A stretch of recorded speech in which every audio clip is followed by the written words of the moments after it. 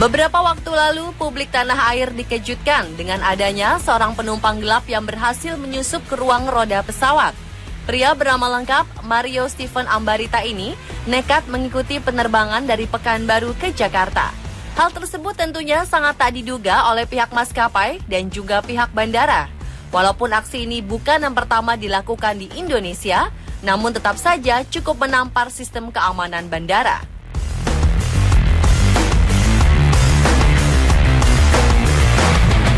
Mario Stephen Ambarita menyelinap ke ruang roda Garuda Indonesia GA177 dari Bandara Sultan Syarif Qasim II saat pesawat tersebut akan tinggal landas menuju Bandara Soekarno-Hatta, Cengkareng pada Selasa 7 April 2015.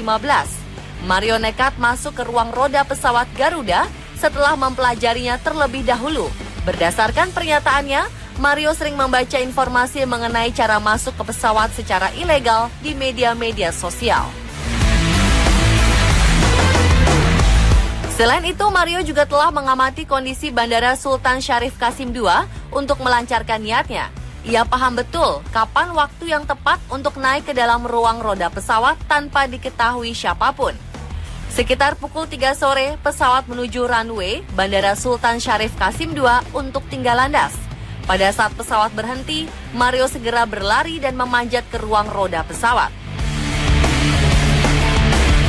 Sekitar pukul 16:30 pesawat mendarat. Saat itulah petugas Bandara Soekarno-Hatta melihat Mario terhuyung-huyung keluar dari ruang roda pesawat. Pria berusia 22 tahun ini keluar dengan kondisi masih labil, jari-jari membiru dan telinga mengeluarkan darah.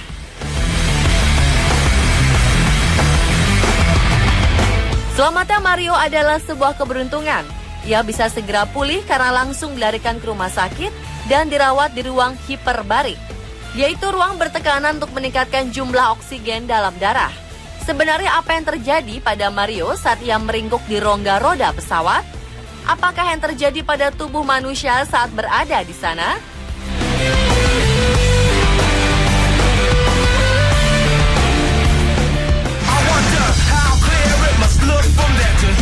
Terbang dengan ketinggian berpuluh ribu kaki tanpa alat pengaman apapun bisa sangat membahayakan tubuh manusia, bahkan bisa menyebabkan kematian.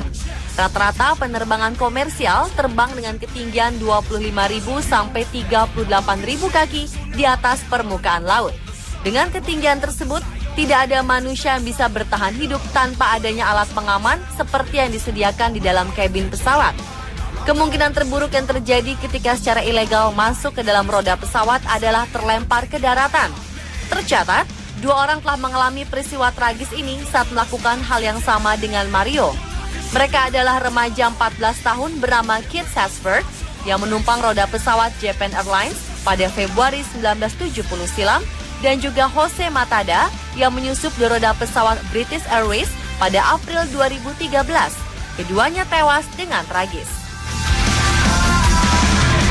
Jika penyusup lepas dari ancaman terhempas ke daratan, maka yang akan ia alami adalah tersiksa, yang bisa saja berujung kematian. Menumpang secara ilegal di rongga roda pesawat atau stowaway membuat seseorang mengalami hipoxia dan hipotermia. Ketika pesawat naik ke ketinggian, maka kadar oksigen akan kian menipis. Ini akan membuat tubuh kekurangan oksigen atau hipoxia. Kondisi hipoksia akan menyebabkan rasa lemas, tremor, hilang kesadaran, tak mampu melihat, dan bahkan kematian. Manifestasi dari hipoksia dapat berupa badan yang membiru. Inilah yang dialami oleh Mario. Kondisi hipoksia juga menyerang pada otak. Dampaknya dapat menyebabkan kerusakan sel-sel atau jaringan otak baik temporer atau permanen. Sebagai akibatnya, orang tersebut akan meracau atau akan susah mengingat sesuatu.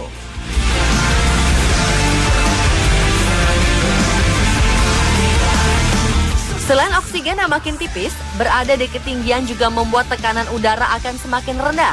Dampak parah yang dialami tubuh dari tekanan rendah adalah sel-sel tubuh akan menggelembung.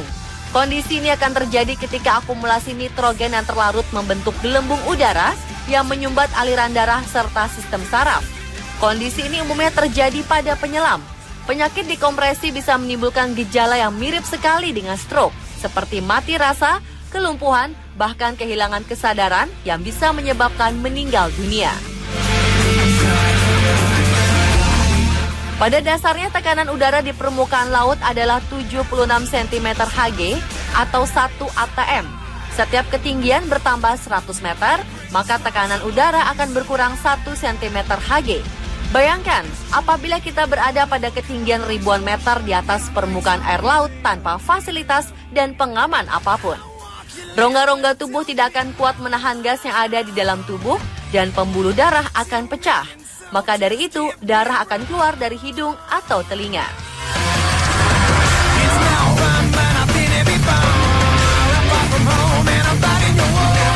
Saat itu pesawat GA177 terbang selama 1 jam 10 menit dengan ketinggian jelajah 30.000 hingga 40.000 kaki.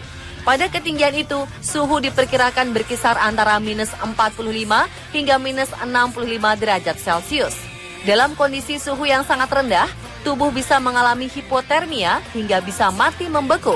Menurut penelitian, setiap kenaikan 1000 feet atau 300,8 meter, maka suhu udara berkurang 1,98 derajat Celcius.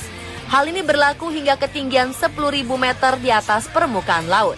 Di atas ketinggian ini terdapat stratosfer, di mana suhu di sana tidak akan bertambah dingin lagi.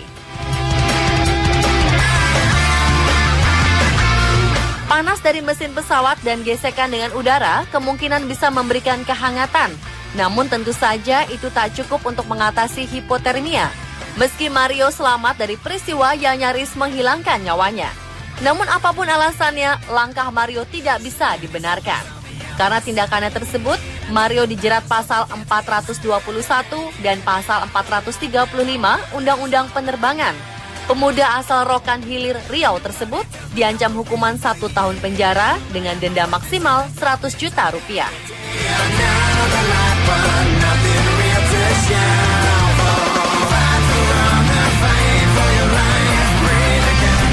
Penyusup lepas dari ancaman terhempas ke daratan, maka yang akan ia alami adalah tersiksa, yang bisa saja berujung kematian. Menumpang secara ilegal di rongga roda pesawat atau stowaway membuat seseorang mengalami hipoxia dan hipotermia. Ketika pesawat naik ke ketinggian, maka kadar oksigen akan kian menipis. Ini akan membuat tubuh kekurangan oksigen atau hipoxia. Kondisi hipoxia akan menyebabkan rasa lemas, tremor, hilang kesadaran, tak mampu melihat, dan bahkan kematian. Manifestasi dari hipoxia dapat berupa badan yang membiru. Inilah yang dialami oleh Mario. Kondisi hipoxia juga menyerang pada otak. Dampaknya dapat menyebabkan kerusakan sel-sel atau jaringan otak baik temporer atau permanen. Sebagai akibatnya, orang tersebut akan meracau atau akan susah mengingat sesuatu.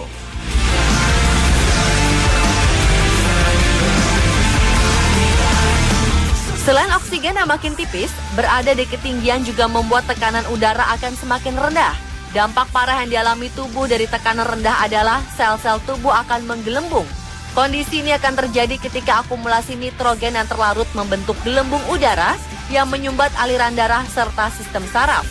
Kondisi ini umumnya terjadi pada penyelam. Penyakit dekompresi bisa menimbulkan gejala yang mirip sekali dengan stroke, seperti mati rasa, kelumpuhan, bahkan kehilangan kesadaran roda pesawat. Apakah yang terjadi pada tubuh manusia saat berada di sana?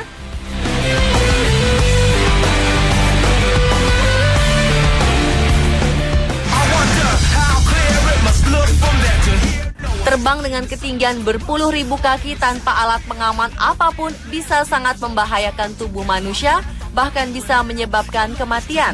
Rata-rata penerbangan komersial terbang dengan ketinggian 25.000 sampai 38.000 kaki di atas permukaan laut. Dengan ketinggian tersebut, tidak ada manusia yang bisa bertahan hidup tanpa adanya alat pengaman seperti yang disediakan di dalam kabin pesawat. Kemungkinan terburuk yang terjadi ketika secara ilegal masuk ke dalam roda pesawat adalah terlempar ke daratan. Tercatat, 2 orang telah mengalami peristiwa tragis ini saat melakukan hal yang sama dengan Mario. Mereka adalah remaja 14 tahun bernama Kit Satsford yang menumpang roda pesawat Japan Airlines pada Februari 1970 silam dan juga Jose Matada yang menyusup di roda pesawat British Airways pada April 2013. Keduanya tewas dengan tragis. Jika penyusup lepas dari ancaman terhempas ke daratan, maka yang akan ia alami adalah tersiksa, yang bisa saja berujung kematian. Menumpang secara ilegal di rongga roda pesawat atau stowaway membuat seseorang mengalami hipoxia dan hipotermia.